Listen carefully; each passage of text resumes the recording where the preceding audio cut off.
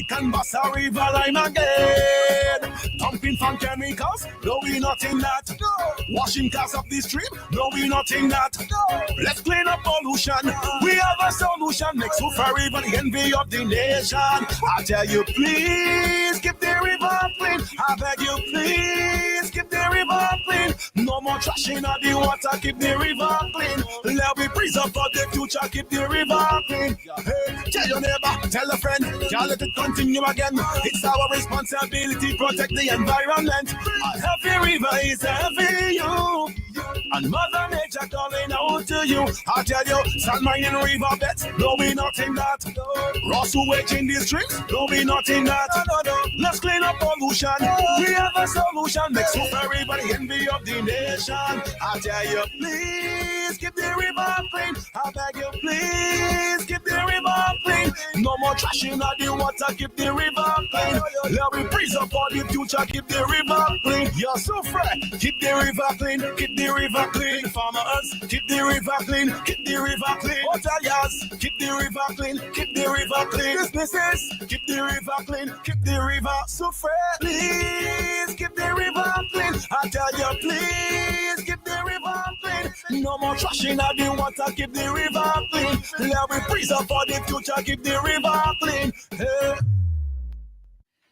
Good morning, Sufre. Good morning to all our listeners. Welcome to another episode of Flowing Clean. Today's episode is going to be a little bit different, and I have some surprise guests on the show with me today. I would like to introduce everybody who is listening on YouTube, on Facebook. Unfortunately, 88.5's broadcast on the FM band is still down, but it should be back up and running next week. So we are just broadcasting live online for today, and last week we were out. So let me welcome and introduce Mrs. Mary Beth Sutton, who is the founder of Caribbean Student Environmental Alliance, now WaterWays, to the Flowing Clean Show. She is my director, and we will be joined very shortly by two additional directors who are on island for the very first board meeting of WaterWays in Saint Lucia. So welcome to the Flowing Clean Radio Show, Mary Beth. Well, I thank you, Nadia. I appreciate it. Yes, so this is definitely not her very first time, and I will let her give you a very synopsis as to how she started working in Saint Lucia and how Caribbean Sea was born and founded, and we will take it from there. So just give our listeners a very short introduction about yourself and how you ended up in Saint Lucia. Thanks for the heads up on that, Nadia. Yeah, so my background is environmental science. I'm an environmental scientist and an educator. And I was asked to help solve a problem in Honduras, of all places. And then they said, oh, you should go check with Carolec in St. Lucia because they can help figure out how the best way to do this would be. And so almost 22 years ago now, I came to St. Lucia for the very first time. And I met with the director and associate director of Carolec, who said, oh, let us help you. But if we help you, we want you to start it in St. Lucia. They were very wise, those directors, because they knew if we started in St. Lucia, we would always be in St. Lucia. And for that, I am very, very happy. Yes, so it is through the foresight of those staff members from Carolec and Lucilec who brought Mary Beth to St. Lucia that we were able to have Caribbean Sea registered and formed in St. Lucia. And since 2004, Caribbean Sea has been doing work in St. Lucia. Started out with training for teachers. Started out with a training for students at Cicerone Secondary School, right by your mom's house. Yes. And then the annual camps in the rainforest. And I joined Caribbean Sea in 2014. 2013. No, 13. 2013. And I have been with Caribbean Sea since then. And in 2018, Caribbean Sea switched to, or we rebranded as WaterWays. So we are now called and known as WaterWays, but we started off as Caribbean Student Environmental Alliance. And I would like to say on behalf of Saint Lucians and all those countries who have benefited from the work of Caribbean Sea and now WaterWays, thank you very much for taking up that challenge and starting up this non-government organization, this non-profit, to educate our people about what it is that we have and why we should appreciate it. So thank you very much, Mary Beth. Of course. It's all about education, but it's education leading to positive actions for our waterways, from the rainforest to the reef. Definitely. So that is the approach that we have. And we are an organization that believes in learning by doing. So in all our activities with the students at the schools or if communities, we want persons to be involved. We want the hands-on approach so that people would form a connection and therefore lead to behavioral change. So let us now jump into the Flowing Clean project, which is not something brand new to us because you have been doing work in Tennessee, in Belize. We have done work in Dominica, in several Caribbean islands, Jamaica, Dominican Republic. Where am I missing? Curacao, Haiti, where else? We're both going to forget. St. Kitts. So, many countries around the Caribbean basin. So we've done work with several countries and we have been partners for some regional projects as well. Mm-hmm. And our work continues, and this is just to give you all a brief synopsis as to where it is that Caribbean Sea, now WaterWays, has done work. So for the Flowing Clean project, we are looking at getting the community involved to help restore the Soufrière River, and then it's going to therefore improve the water quality in the river and in the near shore for Soufrière Bay, for all the magnitude, etc. I want to ask you, one of the components that we have down to install in Soufrière is a litter boom. Right. And that is something that WaterWays has perfected in the US. So tell us about your program with the litter boom in Tennessee. Well, we're all tired of cleaning up. We have all of these beach cleanups and all of these river cleanups. And so we have partnered with an engineering firm to install floating litter traps, which we call litter booms. And it collects all of the floating trash that is coming down the river and does not allow it to get into any bigger water bodies, be that the ocean, be that a bigger river or whatever. And then that litter is analyzed so you can figure out what it is and perhaps where it might be originating. Because if you figure out where it's originating, then you can figure out how to stop it. Definitely. So we will be doing something very similar. In fact, the litter boom is hopefully going to be here soon enough. Soon enough, it is ordered and on the way. So it's on its way to Saint Lucia. I got a call actually yesterday from a shipping company, and I thought it was a litter boom. I was getting excited, but it was something personal. Because it was my intention for, if it got here, for us to fast track the installation first to install a litter boom while my directors are still in St. Lucia. Unfortunately, it does not look like that will be possible because we have not received the litter boom on island for us to then go ahead and install it. But as soon as it gets here, within the week, I guarantee you that that litter boom will be placed into the Soufrière River. So the intention is for us to have the litter boom installed just behind the main Soufrière Bridge. And persons who are passing on the bridge will definitely be able to see what it is collecting. And when we have the personnel going in to clean the garbage that has collected, we will be doing the analysis similar to what is being done using the same form, the same protocol in Tennessee, so that we can compare where the what the litter is in the first instance and where it is coming from, because we do not want it to be a situation where we continue collecting garbage. We want to stop the pollution at the source. Right. So once we have done the analysis, once we have analyzed the garbage that is collected, and we can figure out where it is coming from, we can then start targeting the sources Right. for it to stop. So this is one of the activities that we have down on the Flowing Clean project that is going to happen soon, very, very soon. I wanted to now ask Maribeth to give us an idea as to some of the other projects that WaterWays is doing around the region. Let's talk about the mangroves in Belize. Right. So we are actually working with the University of Belize and Galen University in the country of Belize to train teachers and students about the importance of protecting the mangroves in terms of climate change, in terms of pollution, in terms of nursery habitat for the fish, and all of the things that the mangroves are so important for.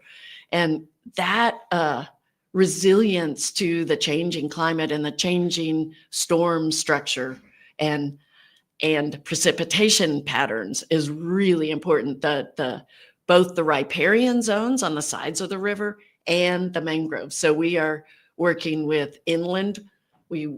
This last year we worked at Monkey Bay Wildlife Sanctuary right on the river to talk about freshwater systems and riparian zones, and then took the teachers out to Calabash Key on Turnip Atoll, and they spent 3 days out there learning about oceanic systems. And to a person said this was the best professional development they've ever had. Yes. So I asked you that because in Saint Lucia, we also do, the teachers, the Ministry of Education also does professional development days for teachers.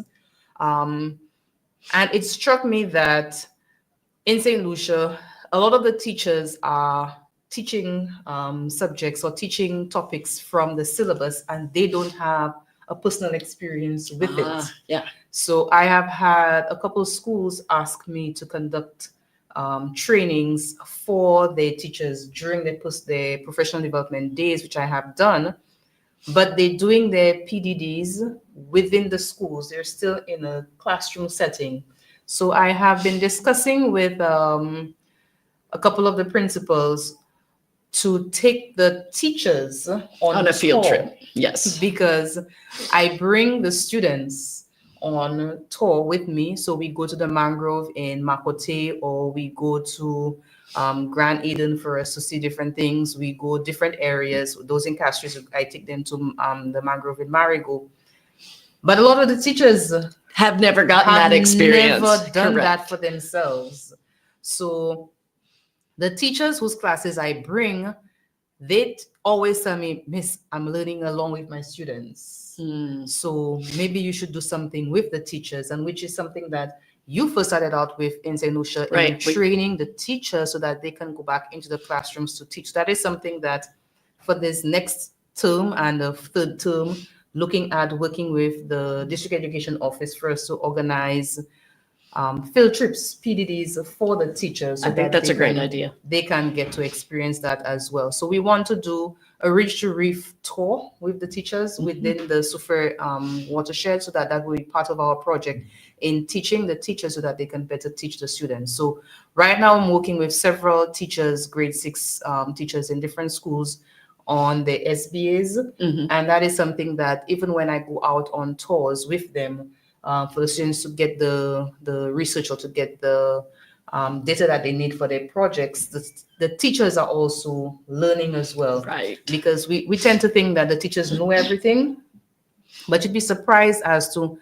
how much is in the syllabus that some of the teachers, the content to them is new. So they feel more comfortable calling in an expert in the field to teach those subjects for them, which I have welcome doing with different teachers in different schools, from Vieux-Fort to Soufrière, Castries as well.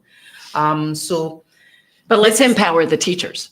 Let's bring them up so they understand all of the different ecosystems and geography that is here. Definitely. And there's so much to learn about Soufrière. I mean, from the rainforest, looking at the plants, the animals, what has medicinal values, the butterflies, what's endemic.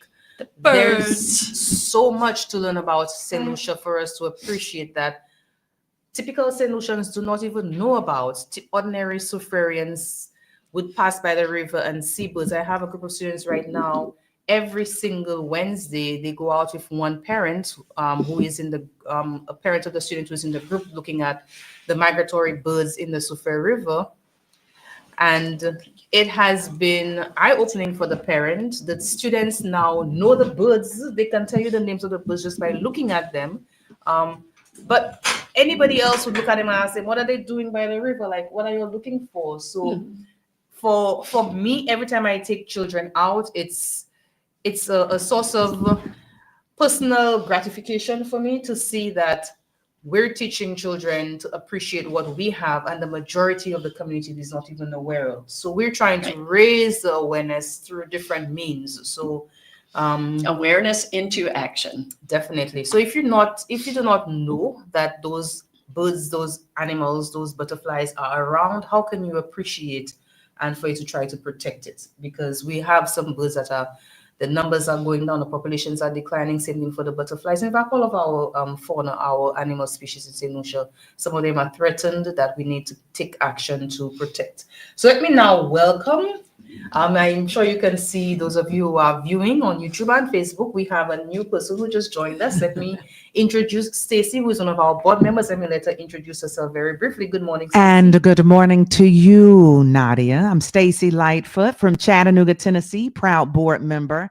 of WaterWays. I've been on the board for about a year now, and have hit the ground running in my learning and water conservation and all of the great work that WaterWays is doing around the world, and especially in this beautiful country of Saint Lucia. Welcome, welcome. And this is Stacy's first visit to Saint Lucia. Very first visit, and I have fallen in love. There's nothing you can do about it. There's nothing you can do about it. Well, you're welcome to come back anytime. I will. And Don't worry about that. Definitely. Consider it done. And in your professional capacity? In my professional capacity, I am the Vice Chancellor for Access and Engagement at the University of Tennessee at Chattanooga, which is one of the campuses in our University of Tennessee system. We have about 12,000 students in metropolitan Chattanooga, and looking to grow to 15,000 students by 2030. But in my capacity, I do a lot of civic engagement work, community engagement work, community engaged scholarship, connecting our campus to the greater community in Chattanooga and beyond.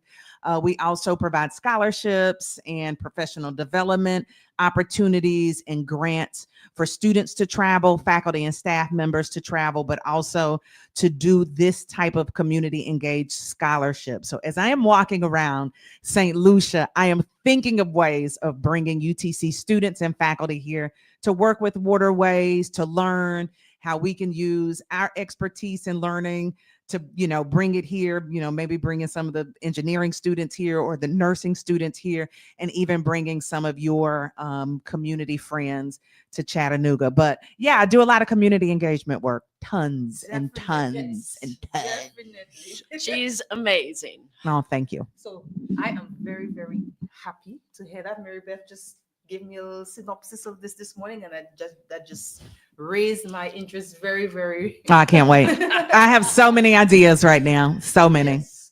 And we have hosted students from University of South Florida, USF, and I'm forgetting another Florida. There's another university. And the Macaulay School in Chattanooga. Yes, and they've been to Soufrière. I've taken them to the Soufrière Comprehensive Secondary School. They did some work with some students, with some teachers, and in the community. We also have, the Japanese aid agency, JICA, they have some university students who come down and they do their project work in Soufrière as well. And I have been trying to get a couple of them to come to work directly with us, but they're attached to the fisheries department. So through fisheries, we get to do some of the work with them as well. So I would love for us to pursue this angle, for us to get some Tennessee students to St. Lucia to help us in some of the project work that we have some challenges with. So we will be discussing that further, and persons will be hearing a lot more about that as the year progresses. Yeah. So I want to welcome you once again to Saint Lucia, and today we will be going out into the community. We will be heading up to the forest. So we'll be doing a rainforest. I'm not sure if we'll get to snorkel. I'm not sure if Stacy's sitting up, right? I did not bring my snorkeling equipment. She's got a whole lot. It's okay. Yes, Look at the definitely. face. Look at the face. So we normally do the students a rainforest or the reef type of approach to teaching, but we'll be doing the rainforest for sure, and then maybe the Biogas digesters. the digesters, and then for sure you will get to see the Sulphur Springs today. Yes. So in doing our field site, our site visit, you will get to see the challenges that we face, the resource that we're trying to protect and why we're trying to protect it. Hopefully meet with a few persons from the community who have been working with us in the different projects that we have implemented. We'll be meeting with Mr. Roger very, very, very shortly after this radio show for us to discuss our collaboration, because the Sufi Regional Development Foundation is one of our co-funders and implementing partner on this Flowing Green project. And he has some very, very progressive ideas that we can discuss with him once we're done. So I'm running out of topics to discuss. I was hoping that maybe Connie would be here as well, so I could introduce her right away, but she is attending a Zoom meeting, I guess, a work meeting right now as well. So we have these 3 board members who are here with us. They are looking over, I guess, monitoring some of the projects that we are implementing. Mary Beth is also implementing a project in Dennery, Right. but that is with Rotary. So I don't know if you want to speak a little bit about that project as well too. Right. And we were working on that last evening with the Rotary Club of the Caribbean Plus, which is a Caribbean diaspora, Eastern Caribbean diaspora club, E-Club. And we are installing UV filtration for the water coming out of the storage tanks in Dennery at first at Clendon Mason Secondary School, because once the water sits in those storage tanks, it is no longer absolutely clean. It's not potable. Things grow and it sits in those tanks. So we're going to refilter and use UV light to kill any bacteria. And then the students will have reusable water bottles that we will provide. So everyone will have a refillable water bottle. So it helps with health, both in gastrointestinal issues, as well as not drinking so much sugar. If you drink more water, it's so much better for you. So Definitely. So at Clendon Mason, is it Denver Primary as well, or just Clendon and Mason? Clendon Mason first, and then we'll move to other Okay. schools. Okay. Yeah. So a lot of people have And Stacy's also a proud Rotarian. Oh, very I nice. am.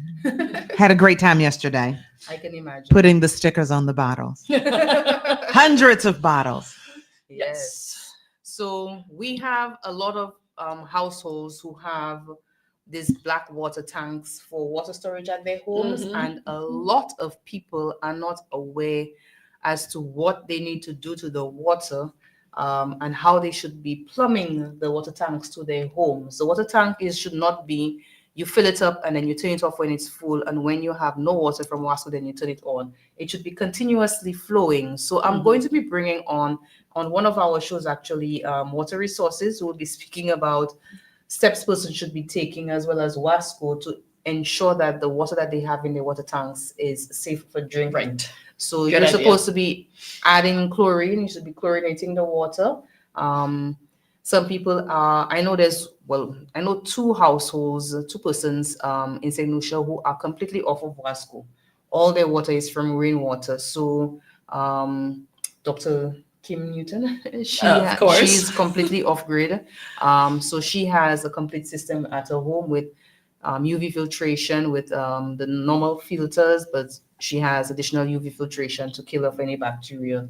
And then the way she has her home plumbed, it ensures that the water quality is perfect. And she's actually a PhD scientist for a water. scientist, yes. So that's her background, that's her field. So she knows what she's doing. So we want to spread that information, that knowledge through this project as well.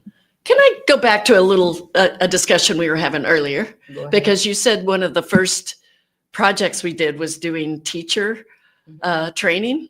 Two of our teachers in those original teacher training episodes, what is that word? And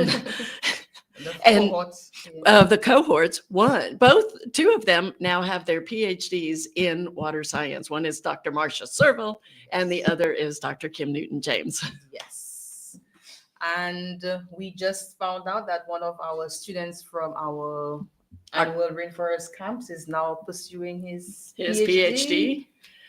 And we have a doctor from one of our rainforest camps too, Akhenaten Pierre from Marigot. And we've had several of our students who have attended our camps who are now attending universities and doing some wonderful work.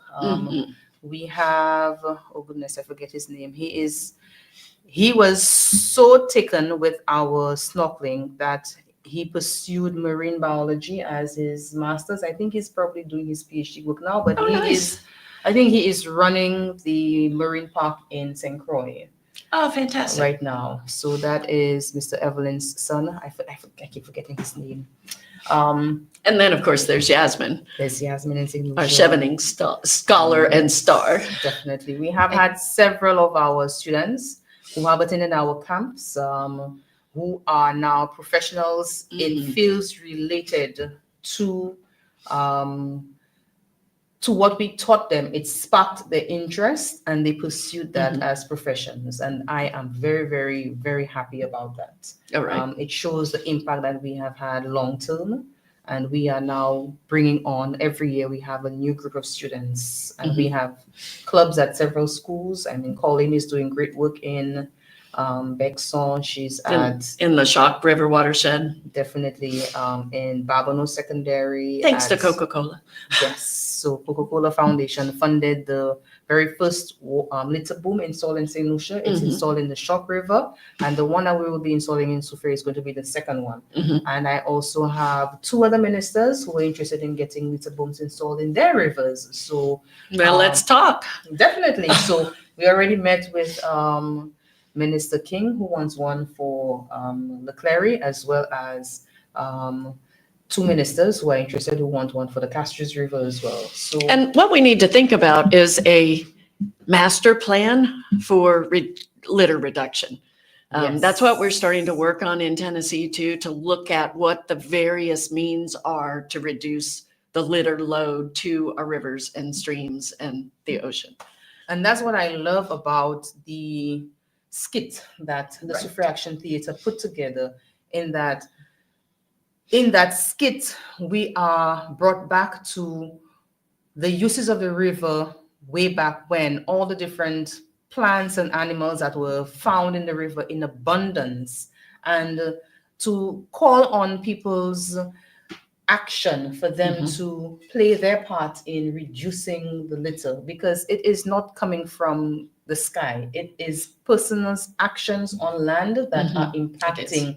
And as Sat has coined a couple of phrases, the first one I can very clearly recall is "Tout ça au fait à sous la terre ou obligé senti bon la main en l'air." And in that Creole, for everything you do on land, you will eventually see the impact by the sea at some point in time. So we want persons to be conscious of their actions and how it is affecting not just the river, the birds and fish, the plants in the river or the sea, but it's now affecting our health. It is. And this is why we are doing the epidemiology study as part of this project, to see whether there is any correlation between cancer cases and where people live, whether it is something that is related to the water. And we've already started doing the testing. In fact, just before we came on air, I spoke with Karim Shalmine, who is the owner of the lab where we contracted for us to do the testing. So when we get done there, in fact, tomorrow, I'm going to be speaking with him to discuss the results a little bit more. It looks like we might have to do a little bit more in-depth testing for some things in particular. But the report, once it is completed, I will definitely be sharing with everybody. Excellent. Sharing it on our website, on mywaterways.org, as well as on the foundation's website and our Facebook pages as well. So, and the other thing that goes with that, Nadia, is the microplastics. So the litter that is around the basin also impacts the load of microplastics in the river and in our drinking water. And the microplastics, different things adhere to those particles from viruses and bacteria and protozoans. So it's causing extra health concerns besides the hormone mimicking compounds that come off of those microplastics. So we don't want those in our water. We don't want to drink those because it can also increase breast cancer cases, for example. yes. So let me explain what microplastics are for the listeners. So when you have a plastic bottle, for instance, and it's thrown into the river or thrown in on the road, it ends up in the sea. After a while, it begins to break down. So it breaks up on a rock, or it gets weaker. The plastic gets weaker and it breaks up into smaller and smaller pieces.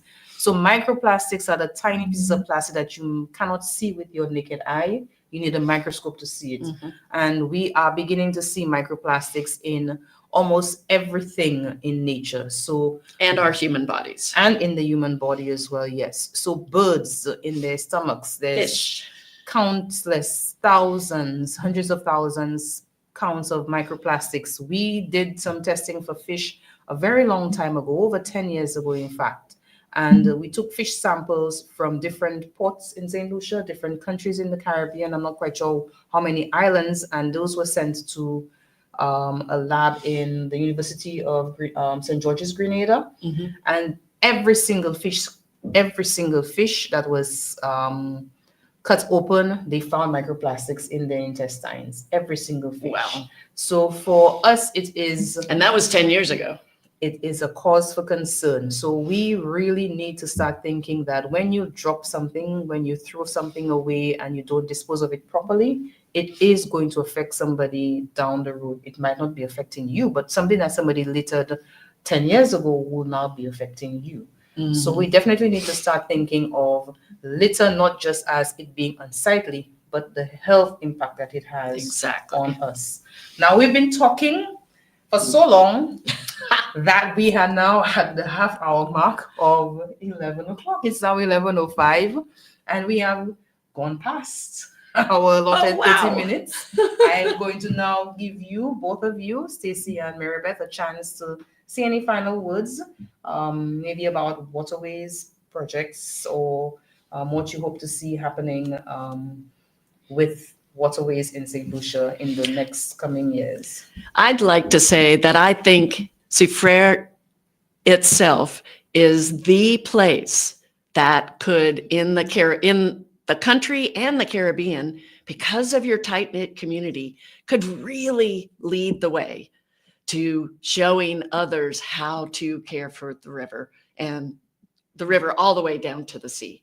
I mean, the life is integral. The river and the sea is integral to life here, and the people are so close to each other that I think this community could be the community to lead the way.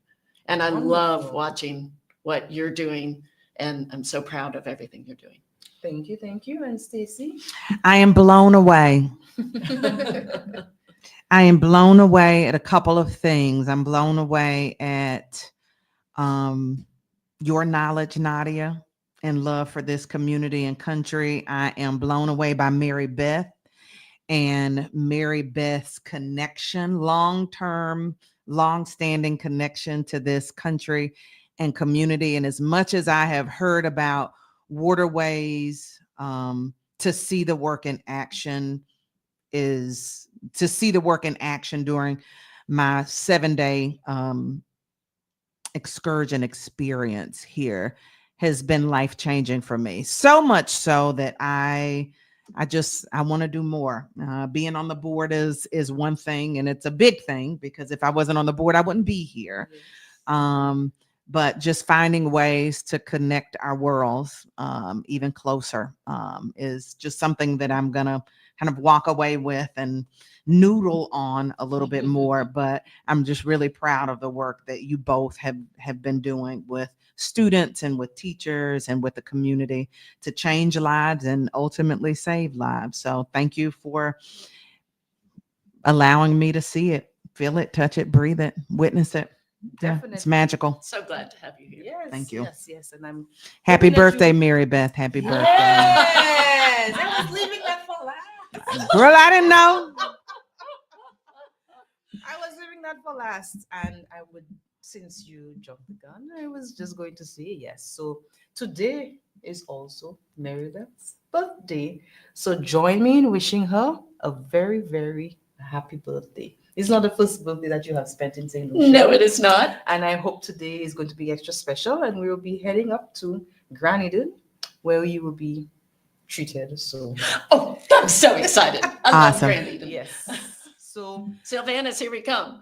definitely. Unfortunately, I didn't get to introduce our third board member who is here with us, Connie. She is still attending her meeting, unfortunately. So let me just say thank you to both Marybeth and Stacy for joining me on the Flowing Clean radio show. And I hope to see you guys back here in St. Lucia next time, same time. Next year, same time. Okay.